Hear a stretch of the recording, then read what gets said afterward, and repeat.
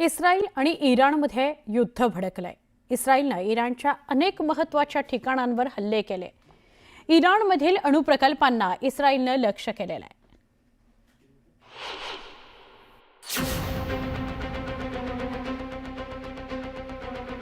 इराणची राजधानी तेहरान स्फोटांच्या आवाजाने दणाणून गेलं। इराणच्या लष्करी तळांवर एका पाठोपाठ एक हल्ले करण्यात आले। तेहरानपासून 300 किलोमीटर दक्षिणेला असलेलं अण्वस्त्र सेंटर जमीनदोस्त करण्यात आलं। या ठिकाणी अनेक स्फोट झाले। उत्तर पश्चिम इराणमधील तब्रीजचं अण्वस्त्र संशोधन केंद्र आणि 2 लष्करी तळांवर हल्ले करण्यात आले। तेहरानपासून 400 किलोमीटर दक्षिणेला इस्फहानलाही निशाणा बनवण्यात आलं होतं। तेहरानच्या दक्षिण पश्चिमेला अराक शहर असून तिथेही हल्ले करण्यात आले। पश्चिम इराणच्या किरमान शहरातील मिसाईल बेस जमीनदोस्त करण्यात आलाय। या सगळ्या हल्ल्यांमध्ये इराणमधील अण्वस्त्र केंद्रांचाही समावेश आहे। पण इराणमध्ये अद्याप रेडिएशन वाढलं नसल्याचा दावा IAEA अर्थात आंतरराष्ट्रीय अण्वस्त्र ऊर्जा एजन्सीने केला आहे। याचाच अर्थ इस्रायलच्या हल्ल्यामुळे इराणमधील अण्वस्त्र निर्मितीला कोणताही धोका झाला नसल्याचं स्पष्ट झालंय। Present, the competent Iranian authorities have confirmed that the Natanz enrichment site has been impacted and that there are no elevated radiation levels.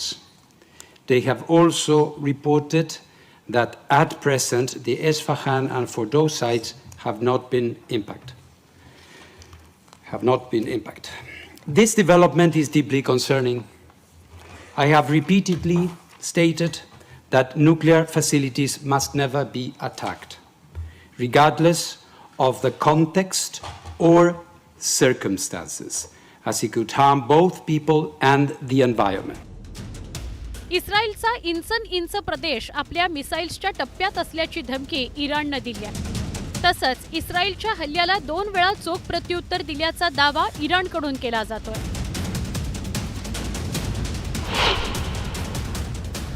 13 April 2024 मध्ये इराणने इस्रायलवर हल्ला केला होता। तेव्हा 300 ड्रोन आणि मिसाईल्सचा मारा करण्यात आला होता। इराणने सिरियातील आपल्या दूतावासावर झालेल्या हल्ल्याचा अशा प्रकारे बदला घेतला होता। त्यानंतर 1 ऑक्टोबर 2024 ला इराणने हिजबुल्लाचा प्रमुख हसन नसरल्लाच्या हत्येचा सूड घेतला।